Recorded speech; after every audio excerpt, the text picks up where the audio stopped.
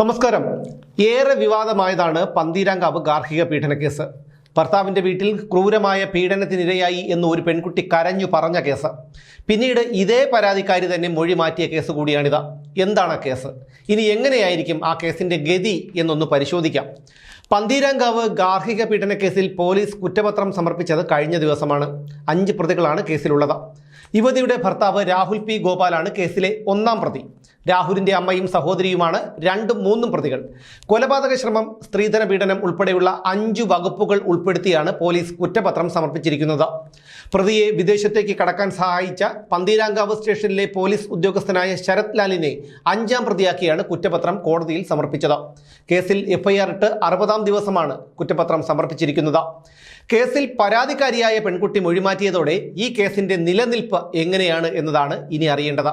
പറവൂർ സ്വദേശിനിയായ യുവതിയെ സ്ത്രീധനത്തിന്റെ പേരിൽ അതിക്രൂരമായി മർദ്ദിച്ചു എന്നാണ് കേസ്.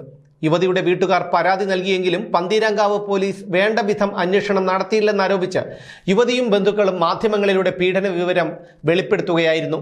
ഇതോടെ സംഭവം വലിയ ചർച്ചയ്ക്കിടയാക്കി. ഗാർഹിക പീഡനവും സ്ത്രീധന പീഡനവും ഉൾപ്പെടെയുള്ള വിഷയങ്ങളാണ് പീഡനത്തിനു പിന്നിൽ എന്ന തരത്തിൽ വലിയ വാർത്താ പ്രാധാന്യമാണ് ഈ കേസ് നേടിയത്.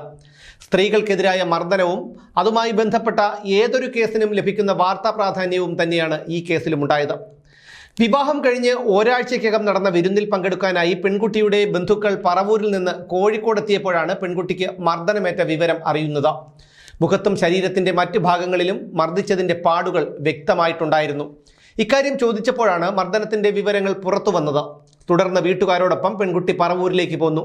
മർദ്ദന വിവരം കാണിച്ച് പന്തീരാങ്കാവ് പോലീസിൽ പരാതി നൽകിയെങ്കിലും പോലീസ് വേണ്ട രീതിയിൽ കേസിൽ താൽപ്പര്യം കാണിച്ചില്ലെന്ന് പെൺകുട്ടിയും ബന്ധുക്കളും തുടക്കം മുതലേ തന്നെ പറഞ്ഞിരുന്നു. മാത്രമല്ല, പരാതി നൽകിയ സ്റ്റേഷനിലെ ഒരു പോലീസുകാരൻ പ്രതിയായ രാഹുലിനെ നാടുവിടാൻ സഹായിച്ചെന്ന ഗുരുതര ആരോപണവും ബന്ധുക്കൾ ഉന്നയിച്ചു. ഇതും കൂടി പരിഗണിച്ചാണ് പോലീസ് കോടതിയിൽ കുറ്റപത്രം സമർപ്പിച്ചത്. പെൺകുട്ടി നാട്ടിലേക്ക് തിരികെ പോന്നതോടെ നിരവധി കഥകളും പ്രചരിക്കാൻ തുടങ്ങി. രാഹുലും ബന്ധുക്കളും ചേർന്ന് യുവതിയെ അപകീർത്തിപ്പെടുത്തുന്ന തരത്തിലുള്ള കഥകൾ പ്രചരിപ്പിക്കുകയും ചെയ്തു. ചില മാധ്യമങ്ങളെ സ്വാധീനിച്ച പെൺകുട്ടിക്കെതിരെ ഗുരുതരമായ ആരോപണങ്ങളും നിരത്തിയതോടെ 2 തട്ടിലായി അഭിപ്രായ പ്രകടനം. ഇതിനിടെ പെൺകുട്ടിയെ മർദ്ദിച്ചുവെന്ന് സമ്മതിച്ച രാഹുലിന്റെ വീഡിയോ വരുന്നു. ഭാര്യയിൽ നിന്ന് പ്രതീക്ഷിക്കാത്ത ചില പെരുമാറ്റങ്ങൾ ഉണ്ടായെന്നും അവരുടെ ചില അതിരുവിട്ട സൗഹൃദങ്ങൾ മാനസിക പ്രയാസം ഉണ്ടാക്കിയപ്പോഴാണ് ദേഹോപദ്രവം ഏൽപ്പിച്ചതെന്നും രാഹുൽ പറയുന്നു. പക്ഷേ എന്ത് വൈകാരികതയുടെ പേരിലായാലും പെൺകുട്ടിയെ ഉപദ്രവിച്ചതിൽ ന്യായീകരണമില്ലെന്ന് അഭിപ്രായം വന്നതോടെ കളം രാഹുലിന് എതിരായി. പിന്നാലെ രാഹുൽ നാട്ടിൽ നിന്ന് മുങ്ങി ബംഗളൂരുവിലേക്കും അതുവഴി നേരെ ജർമ്മനിയിലേക്കും കടന്നു. പെൺകുട്ടി ആൺ സുഹൃത്തുമായി വീഡിയോ കോളിൽ സംസാരിച്ചതും അതിനെ എതിർത്തതും ചോദ്യം ചെയ്യൽ മർദ്ദനത്തിൽ കലാശിച്ചതും പൊടിപ്പും തൊങ്ങലും ചേർത്ത് പ്രചരിപ്പിച്ചത് രാഹുലിന് തിരിച്ചടിയായി. ഇതിനിടെ രാഹുൽ നേരത്തെ ഒരു വിവാഹം കഴിച്ച കാര്യം മറച്ചുവെച്ചു എന്നും വിശ്വാസവഞ്ചന കാണിച്ചു എന്നും തരത്തിലുള്ള വാർത്തകളും പ്രചരിച്ചു. കേസിന്റെ വഴിക്ക് മുന്നേറുന്നതിനിടയിൽ രാഹുലിനെ നാട്ടിലെത്തിക്കാനുള്ള ശ്രമങ്ങളും തുടങ്ങിക്കഴിഞ്ഞു. പക്ഷേ കേസന്വേഷണം അടുത്ത ഘട്ടത്തിലേക്ക് എത്തുമ്പോഴാണ് എല്ലാവരെയും ഞെട്ടിച്ചുകൊണ്ട് പെൺകുട്ടിയുടെ ഒരു വീഡിയോ യൂട്യൂബിൽ അപ്ലോഡ് ചെയ്യുന്നത്. കേസുമായി ബന്ധപ്പെട്ട് ഇതുവരെയും താൻ പറഞ്ഞ കാര്യങ്ങളെല്ലാം തെറ്റായിരുന്നുവെന്നും വീട്ടുകാരുടെ നിർബന്ധത്തിന് വഴങ്ങിയാണ് ഭർത്താവിനെതിരെ മൊഴി നൽകിയതെന്നും പറയുന്നതായിരുന്നു ആ പെൺകുട്ടിയുടെ വീഡിയോ. ഭർത്താവ് നിരപരാധിയാണെന്നും ചെറിയൊരു പ്രകോപനത്തിന്റെ പേരിൽ വാഗ്വാദം ഉണ്ടായിരുന്നു എന്നതൊഴിച്ചാൽ മറ്റ് പ്രശ്നങ്ങൾ ഉണ്ടായിട്ടില്ലെന്നും പറയുന്ന വീഡിയോ പുറത്തു വന്നതോടെ അന്വേഷണ ഉദ്യോഗസ്ഥർ വരെ ഞെട്ടി. പെൺകുട്ടിയുടെ വീട്ടുകാർക്കും ഈ വിഷയത്തിൽ കൂടുതലൊന്നും പറയാനുണ്ടായിരുന്നില്ല. ഈ വീഡിയോ പുറത്തിറങ്ങുന്നതിന് തൊട്ട് മുൻപ് പെൺകുട്ടി വീട്ടിൽ നിന്ന് ജോലി സ്ഥലത്തേക്ക് പോയതാണെന്നും ഏത് സാഹചര്യത്തിലാണ് ഇത്തരത്തിലൊരു വെളിപ്പെടുത്തൽ വരുന്നതെന്നും അറിയില്ലെന്നും പറഞ്ഞു വീട്ടുകാർ കൈമലർത്തി. ഈ വീഡിയോയ്ക്ക് പിന്നാലെ കേസ് റദ്ദാക്കണമെന്നാവശ്യപ്പെട്ട് പ്രതിഭാഗം കോടതിയിൽ ഹർജി നൽകി. പ്രതിഭാഗം കേസ് റദ്ദാക്കാൻ നീക്കം നടക്കുന്നതിന് പിന്നാലെയാണ് പോലീസ് കുറ്റപത്രം കോടതിയിൽ സമർപ്പിക്കുന്നത്. ഈ കേസിന്റെ ഭാവി എന്തായാലും സ്ത്രീധന പീഡന നിയമവും ഗാർഹിക പീഡന നിയമവും ദുരുപയോഗം ചെയ്യുന്നതിന്റെ സാധ്യതകളിലേക്കാണ് വാതിൽ തുറക്കുന്നത്. കേസ് ബലപ്പെടുത്താൻ വേണ്ടി സ്ത്രീകൾ നൽകുന്ന പരാതികളിലേറെയും ഇത്തരത്തിൽ കെട്ടിച്ചമയ്ക്കുന്നതാണെന്ന തെറ്റായ സന്ദേശവും നൽകുന്നതാണ് ഈ കേസ്. വീട്ടുകാരുടെ സമ്മർദ്ദം കൊണ്ടാണ് മർദ്ദിച്ചു എന്ന് മൊഴി നൽകിയത് എന്നും അഭിഭാഷകൻ കേസിന്റെ ബലത്തിനു വേണ്ടി ചേർത്തതാണ് സ്ത്രീധന പീഡനമെന്നതും എന്നെല്ലാം പെൺകുട്ടി വ്യക്തമായി പറയുമ്പോൾ കേസിന്റെ സുതാര്യത തന്നെ ചോദ്യം ചെയ്യപ്പെടുകയാണ്. തെറ്റു ചെയ്തുവെന്ന് ബോധ്യപ്പെട്ടതുകൊണ്ടാണ് കാര്യങ്ങൾ സമൂഹ മാധ്യമങ്ങളിലൂടെ തുറന്നു പറയുന്നത് എന്ന് പെൺകുട്ടി ആവർത്തിച്ചു പറയുമ്പോൾ അത് പൂർണ്ണമായും അവിശ്വസിക്കേണ്ട കാര്യമില്ല. സ്വന്തമായി കാര്യങ്ങൾ തീരുമാനിക്കാൻ പ്രാപ്തിയുള്ള പെൺകുട്ടി മറ്റാരുടെയോ താല്പര്യത്തിനു വഴങ്ങി ബ്രെയിൻ വാഷ് ചെയ്യപ്പെട്ടു എന്ന് പറയുന്നതിൽ അസ്വാഭാവികതയുണ്ട്.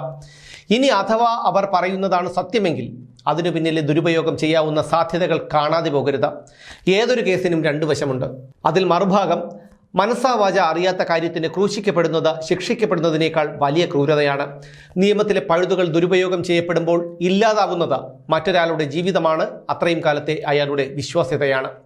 മറിച്ച് നേരത്തെ വീട്ടുകാരുടെ സമ്മർദ്ദത്തിനു വഴങ്ങി ഭർത്താവിനും വീട്ടുകാർക്കും എതിരെ മൊഴി നൽകിയതുപോലെ മറ്റേതെങ്കിലും തരത്തിലുള്ള സമ്മർദ്ദത്തിനു വഴങ്ങി മൊഴി മാറ്റിയതാണെങ്കിൽ, അതായത് ഈ പെൺകുട്ടി ഭയപ്പെടുന്ന എന്തെങ്കിലും അവരുടെ ഭർത്താവിൻ്റെ കൈവശം ഉണ്ടെങ്കിൽ അത് പുറത്തുവിടും എന്നുള്ള ഭീഷണി കൊണ്ടോ മറ്റോ ആണ് അവർ മൊഴി മാറ്റിയതെങ്കിൽ അതും കണ്ടെത്തേണ്ട കാര്യമാണ്. നേരത്തെ രാഹുൽ പറഞ്ഞു പരത്തിയ കാര്യങ്ങൾ വെച്ച് നോക്കുമ്പോൾ അതിനുള്ള സാധ്യത പൂർണ്ണമായും തള്ളിക്കളയാനും വയ്യ. എന്തു തന്നെയായാലും പെൺകുട്ടി മജിസ്ട്രേറ്റിന് മുന്നിൽ നൽകിയ രഹസ്യമൊഴി ഏറെ നിർണായകമാണ്. അതിലെന്താണ് പറഞ്ഞത് എന്നതിനനുസരിച്ചായിരിക്കും ഇനി കേസ് മുന്നോട്ട് പോകുന്നത്. നീതിന്യായ വ്യവസ്ഥയെ തെറ്റിദ്ധരിപ്പിക്കുന്നതും കോടതിയുടെ വിലയേറിയ സമയം ദുരുപയോഗപ്പെടുത്തുന്നതും കുറ്റകരമാണ്. ആയിരക്കണക്കിന് കേസ് കെട്ടിക്കിടക്കുന്നിടത്ത് വ്യാജ പരാതിയുടെ പേരിൽ അന്വേഷണം നടത്തേണ്ടി വരുന്നത് തികച്ചും നാണക്കേടുണ്ടാക്കുന്നതാണ്. ഈ ഗാർഹിക പീഡന കേസിൽ യുവതി മൊഴി മാറ്റിയതുകൊണ്ട് കേസ് അവസാനിപ്പിക്കാൻ കഴിയില്ല. വധശ്രമം അടക്കമുള്ള കുറ്റം പ്രതിയായ ഭർത്താവ് രാഹുലിനെതിരെ ചുമത്തിയിട്ടുള്ളതുകൊണ്ട് ഹൈക്കോടതിയെ സമീപിച്ച് കേസ് റദ്ദാക്കാനും കഴിയില്ല. ജർമ്മനിയിൽ കഴിയുന്ന രാഹുലിൻ്റെ അറസ്റ്റ് അടക്കമുള്ള നടപടികൾ കേസിൽ അനിവാര്യവുമാണ്. ജർമ്മനിയിലേക്ക് കടന്ന രാഹുലിനെ തിരികെ എത്തിക്കാനുള്ള നടപടികൾ പോലീസ് ശക്തമാക്കിയതിനു പിന്നാലെയാണ് യുവതി സാമൂഹിക മാധ്യമത്തിലൂടെ മൊഴിമാറ്റി പറഞ്ഞത്. ക്രിമിനൽ കേസുകളിൽ ഇത്തരത്തിൽ കക്ഷികൾ മൊഴിമാറ്റുന്നത് നടപടികൾ അവസാനിപ്പിക്കാൻ സഹായകമാകില്ല. ക്രിമിനൽ കുറ്റം സമൂഹത്തിന് എതിരാണ് എന്നതിനാലാണ് കക്ഷികൾ തമ്മിലുള്ള ഒത്തുതീർപ്പിലൂടെ കേസുകൾ അവസാനിപ്പിക്കാൻ നിയമം അനുവദിക്കാത്തത്. വധശ്രമത്തിന് IPC 307 വകുപ്പ് പ്രകാരമെടുക്കുന്ന കേസ് സുപ്രീം കോടതിക്കും റദ്ദാക്കാൻ കഴിയില്ലെന്ന് 2019 സുപ്രീം കോടതിയുടെ വിശാല ബെഞ്ചിന്റെ വിധിയുണ്ട്. ഗൗരവ സ്വഭാവമില്ലാത്ത ക്രിമിനൽ കേസുകൾ റദ്ദാക്കാൻ CRPC വകുപ്പ് 482 പ്രകാരം ഹൈക്കോടതിയിൽ ഹർജി നൽകാം. വ്യക്തികൾ തമ്മിലുള്ള തർക്കങ്ങളും സിവിൽ കേസുകളും ഇത്തരത്തിൽ തീർക്കാൻ കഴിയും. എന്നാൽ വധശ്രമം പോലുള്ള ഗുരുതര കുറ്റകൃത്യങ്ങളിൽ അന്വേഷണവും വിചാരണയും പൂർത്തിയാക്കിയാൽ മാത്രമേ അന്തിമ തീരുമാനത്തിൽ കോടതിക്ക് എത്താൻ കഴിയൂ. പന്തീരാങ്കാവ് കേസിൽ ക്രിമിനൽ നടപടിച്ചട്ടം വകുപ്പ് 164 പ്രകാരം യുവതി മജിസ്ട്രേറ്റിന് മുന്നിൽ മൊഴി നൽകിയിട്ടുണ്ട്. ഇത് വിചാരണ ഘട്ടത്തിൽ മാറ്റി പറഞ്ഞാൽ കോടതിയിൽ കള്ളമൊഴി നൽകിയതിന് യുവതിക്കെതിരെ IPC 192 വകുപ്പ് പ്രകാരം കേസെടുക്കാം. 7 വർഷം വരെ തടവ് ലഭിക്കാവുന്ന കുറ്റമാണിത്. മൊഴി മാറ്റാനുള്ള കാരണത്തിൽ അന്വേഷണം വേണ്ടിവരും. യുവതിയുടെ ശരീരത്തിലുണ്ടായ മുറിവുകളടക്കമുള്ള തെളിവുകളും കേസിൽ നിർണായകമാകും. ഒരു കാര്യം കൂടി ഓർക്കണം, രാജ്യത്ത് വിവാഹമോചന കേസുകളും ഗാർഹിക പീഡന കേസുകളും ഏറ്റവും കൂടുതൽ റിപ്പോർട്ട് ചെയ്യുന്നത് നമ്മുടെ കേരളത്തിലാണ്.